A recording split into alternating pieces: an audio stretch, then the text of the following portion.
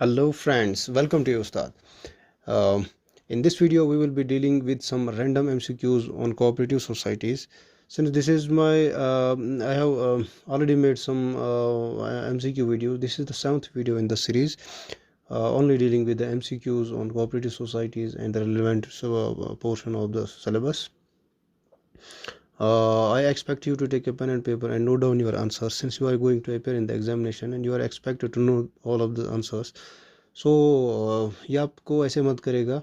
आप अगर अपना पेन एंड पेपर लेके अपना ये आंसर नोट करते हैं तो आपको जो है अपनी सेल्फ इवैल्यूएशन हो सकती है कि आप कितना जानते हो और कितना नहीं जानते हो। अगर आप इस वीडियो में जो क्वेश्चन दिए गए हैं, अगर आप इसको आई थिंक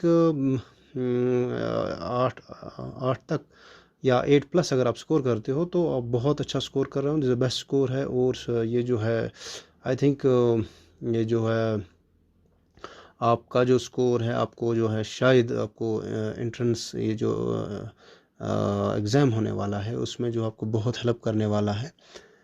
और अगर ये 6+ है तो ये एवरेज स्कोर है, ऑलमोस्ट इसी कैटेगरी में मेजॉरिटी ऑफ बच्चे आएंगे, लेकिन इसमें सिलेक्शन नहीं होती है। अगर ये 4+ है तो ये एक वीक स्कोर है जिसको और बेहतर करने की ज़रूरत है ताकि ये बेस्ट तक पहुँचे। तो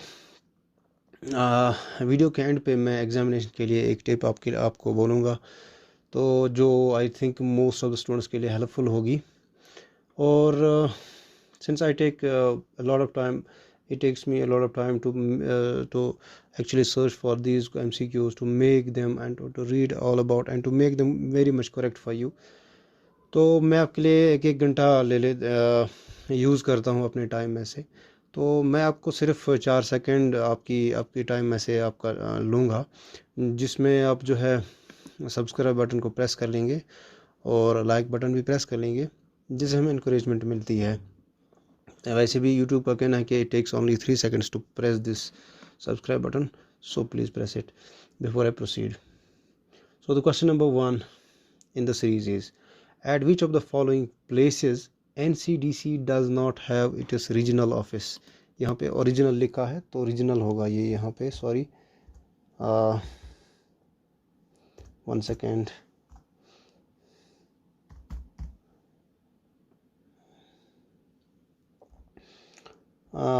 REGIO, तो ये रीजनल ऑफिस है। at which of the following places NCDC does not have a regional office? किन जगहों पे, किस इनमें से किस जगह पे, चूँकि इसके रीजनल ऑफिसेज हैं एनसीडीसी के, कितने हैं आपको पता होना चाहिए। आई थिंक एनसीडीसी के कितने रीजनल ऑफिसेज हैं, अगर आपको पता है तो सबको बता दें अपने कमेंट्स में ये। और कहाँ पे नहीं है, क्योंकि कितनी जगहों पे है वो आपको पता है, वो मैंने कहा कि अगर कितने रीजनल ऑफिसेज हैं वो आप लिख दें यहाँ कमेंट्स में। और अगर आपको ये इनमें से पता है कि कहाँ पे नहीं है, भोपाल में, पटना, लखनऊ, मुंबई, इनमें से कहाँ पे एनसीडीसी का ऑफिस नहीं है, आप बता दें। 5 सेकंड है आपके पास, अपने पास भी लिख लें।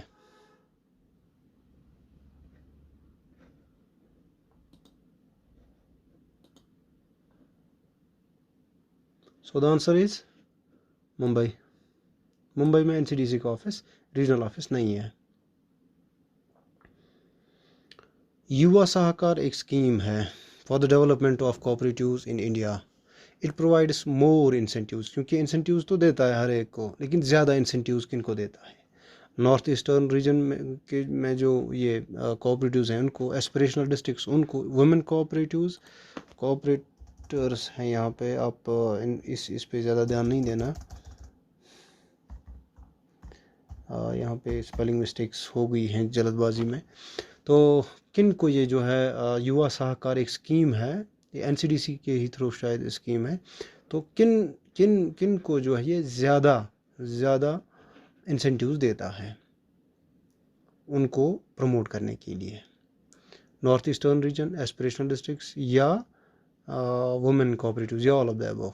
आपके पास 4 सेकंड है, अपना आंसर नोट कर लीजिए। मैं अपना आंसर 5 सेकंड में बोलता हूँ। And the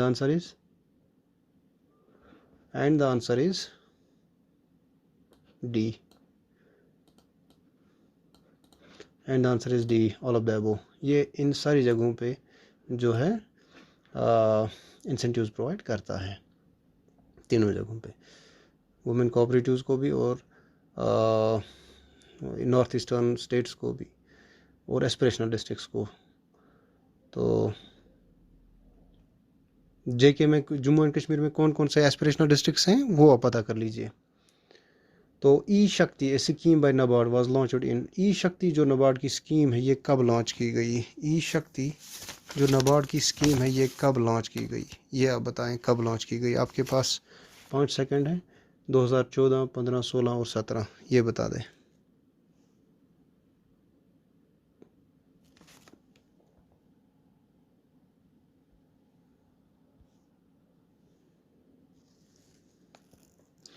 end the answer is 2015।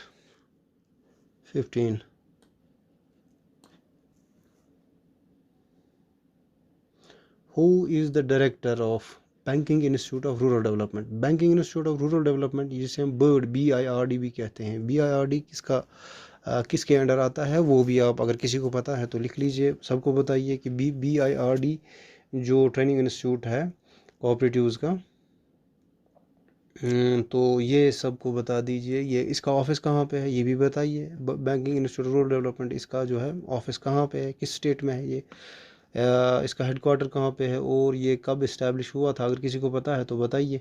और इसका डायरेक्टर कौन है वो आपको भी बताना है। ऐसे पांडे, लक्ष्मण राव, मोहन सिंह और बलबीर सिंह कौन है?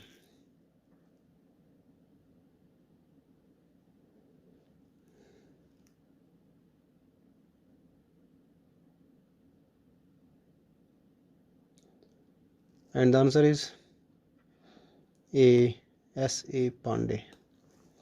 ऐसे पांडे जो है डायरेक्टर है banking institute of rural development के।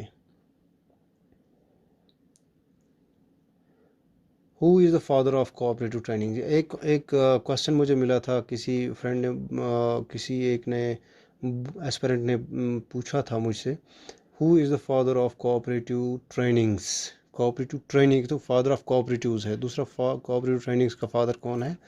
इसका आंसर मेरे पास नहीं था तो मैं आपसे पूछ रहा हूँ ये सवाल। अगर आपको कहीं पे अगर आपको पता है तो प्लीज़ सबको बताएं ताकि सबको पता चल जाए, एक दूसरे की हेल्प हो। कोऑपरेटिव्स पढ़ रहे हो तो इसमें एक दूसरे की हेल्प करनी चाहिए आप लोगों को। तो आपसे उम्मीद है कि किसी ना किसी को तो हम में से पता ही होगा। Who is the father of cooperative trainings, ये आप हमें कमेंट्स में बता दीजिए अगर किसी को पता है तो।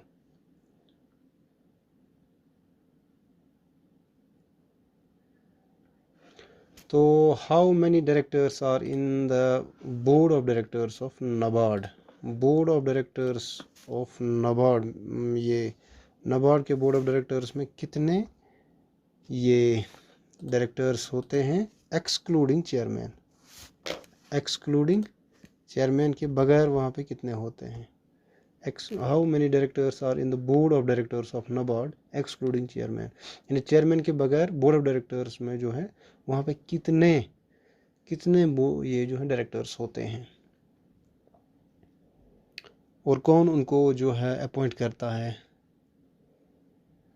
कितने हैं? 9, 10, 11। आप अपना आंसर नोट कर दीजिए, मैं आपको 5 सेकंड में आंसर बताता हूँ।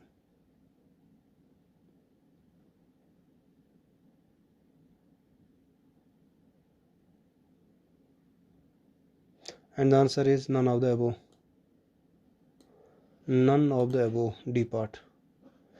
सो अगर आपको पता है तो वेल एंड गुड, अगर आपको नहीं पता है तो पता करके हमें भी बताइए, दूसरों को भी बताइए कि कितने हैं और कंफर्म कराइए कि कितने हैं। मुझे तो पता है कितने हैं, आप पता करके, क्योंकि आपको थोड़ी सी तो मशक्क़त करनी पड़ेगी। ये जानबूझ के मैं कर रहा हूँ ताकि जो है आप भी थोड़ी सी मेहनत कर लें इस बारे में, आपको पता चल जाए कि जो एक क्वेश्चन बनाने में कितनी कितनी दुविधा होती है। सो क्वेश्चन ये, इसका आंसर आप हमें ज़रूर बताइए कमेंट्स में। तो मैं क्वेश्चन नंबर 7 पे जाता हूँ। The monetary policy committee of reserve bank of India holds how many meetings in a year? देखिए, मॉनेटरी पॉलिसी कमेटी जो थी वो जो कि 2016 से पहले जो है आरबीआई का एक आरबीआई ही जो है मॉनेटरी पॉलिसी को मैनेज करता था, रेगुलेट करता था। लेकिन उसके बाद जो है ट्रांसपेरेंसी के लिए जो है मॉनेटरी पॉलिसी कमेटी की गठन किया गया। तो इसका चेयरमैन कौन होता है ये आपको पता होना चाहिए। और जो मॉनेटरी पॉलिसी कमेटी बनी थी इसको किसके रिकमेंडेशंस पे बनाया गया था ये भी पता कर लें। और वैसे मैं थोड़ी सी आपको इन्फॉर्मेशन दे दूं, ये जो है 2016 में बनी थी। तो इसके कितनी मीटिंग्स इसकी कितनी मीटिंग्स जो हैं वो एक ईयर में होती हैं ये आपको पता होना चाहिए। तो आप अपना आंसर नोट कर लीजिए, मैं आपको आंसर बताता हूँ 5 सेकंड में।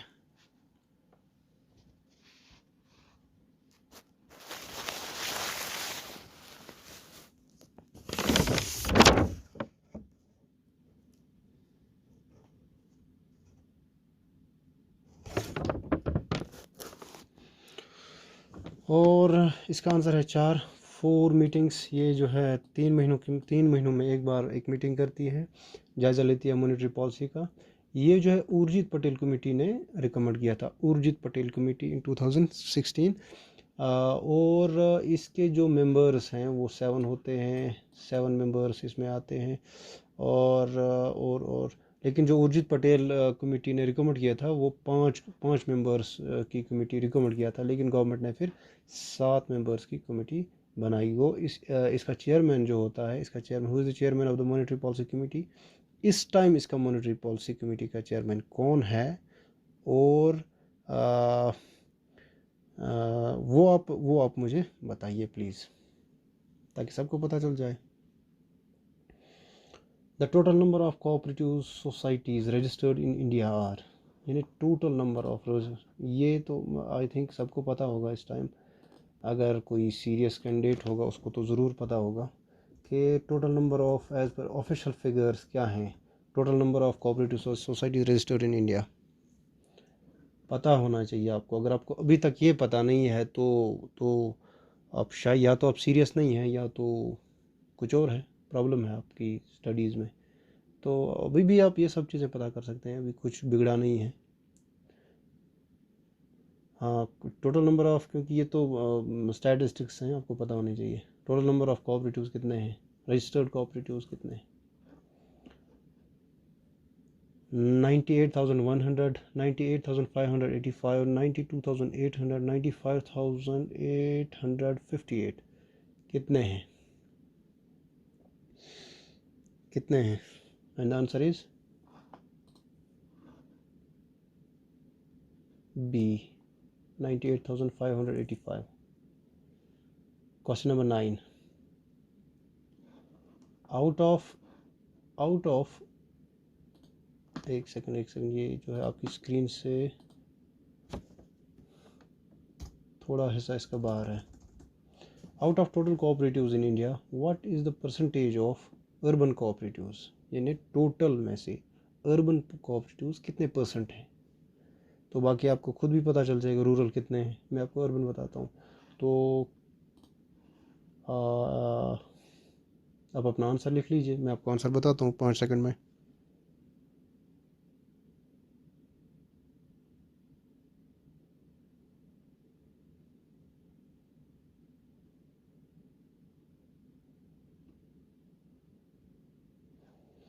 And the answer is 34.7। 34.7 अगर अर्बन कोऑपरेटिव्स हैं इंडिया में, तो बाकी रूरल हो गया, वो कितना हुआ फिर? 60, सॉरी, वो हो गया फिर 63, 60 नहीं, 65.3, 65.3 ऐसा कुछ हो गया। तो आप कैलकुलेशन करके फिर भी बता सकते हैं कि कितने हैं। तो इस परसेंटेज से आप नंबर भी निकाल सकते हैं कि total number of urban cooperatives कितने हैं और रूरल कोऑपरेटिव्स कितने हैं। और इसके बाद क्वेश्चन नंबर 10, इसमें एक दिक्कत है, आपको सारा नहीं दिख रहा है। what which state has the largest number of primary agricultural cooperative societies registered in a registered number of and a total number of registered primary agriculture, ये पैक्स जिनको हम बोलते हैं PACS, कैपिटल वाला PACS, ये वाले पैक्स रजिस्टर्ड पैक्स के किस स्टेट में सबसे ज़्यादा हैं? Which state has the largest number of primary agricultural cooperative societies? किस स्टेट में जो है लार्जेस्ट नंबर ऑफ, और इसी स्टेट में जो है सबसे ज़्यादा कोऑपरेटिव्स हैं? पंजाब, महाराष्ट्र, बिहार, कर्नाटका। आप अपना आंसर बताइए, जल्दी लिख लीजिए।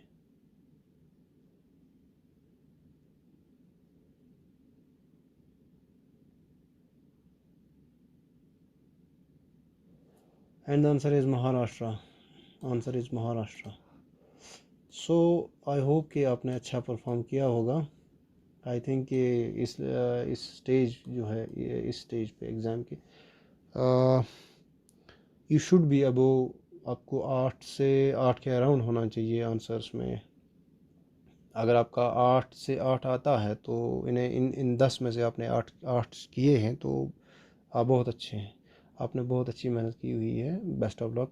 और आप अगर आप उससे कम हैं तो आपको मेहनत और करने की ज़रूरत है। और एट द एंड मैंने आपको बोला था कि मैं आपको एक एग्ज़ाम के रिलेटेड एक टिप बोलूं, तो वो ये है कि अब इस टाइम जो है एग्ज़ाम के, आप जो है नया ढूंढने की कोशिश ना करें। नया इन द सेंस, नया से ये मतलब है आप नया कंटेंट वेब पे सर्च कर रहे हो, नई बुक्स ला रहे हो, नया वो किसी फ्रेंड से बोला मुझे वो PDF भेजो, ये वाला PDF भेजो। आई डोंट थिंक कि this could help you at this point of time. So you don't have that much of time to search for more and more new material. आप नया जो कुछ भी जो कुछ भी आपने पढ़ा है, I think that will be sufficient. वो सफिशेंट हो सकता है, बिकॉज यू डोंट नो। अगर आप वही पहले जो है उसी पे फोकस कर लें और उसको पहले स्ट्रॉन्ग कर लें, तो फिर आपको दूसरी जगह दूसरा मटेरियल ढूंढने की ज़रूरत है। तो अभी जो है आप दूसरे के बारे में सोचे ही मत, वो आप उसके बारे में किसी से मत मांगिए, या किसी से ये भी मत कहिए कि जो है आप क्या पढ़ रहे हैं। तो हो सकता है कि आपका उसका मटेरियल कहीं पे डिफ़र करता हो, वो आपको कोई ऐसा क्वेश्चन पूछे जो आपको डिस्टर्ब कर दे, या आपका ये लगे ये मुझसे कोई अलग पढ़ रहा है, शायद वही अच्छा है। तो ऐसा मत करें, आप जो है अपने पे स्टक रहें। आपके पास जो मटेरियल है और ये समझ के पढ़ें कि ये सबसे बेस्ट है, तो ये आपको एग्ज़ाम में हेल्प करने वाला है। क्योंकि यहाँ पे कोई एक्सपर्ट नहीं है इस एग्ज़ाम का, किसी भी एग्ज़ाम का कोई एक्सपर्ट नहीं होता है। यहाँ हर एग्ज़ाम का जो टॉपर होता है, किसी को ये नहीं पता होता है कि मैं टॉपर हूँ या मैं बॉटम पे आने वाला हूँ, टिल जो है रिज़ल्ट डिक्लेयर होता है।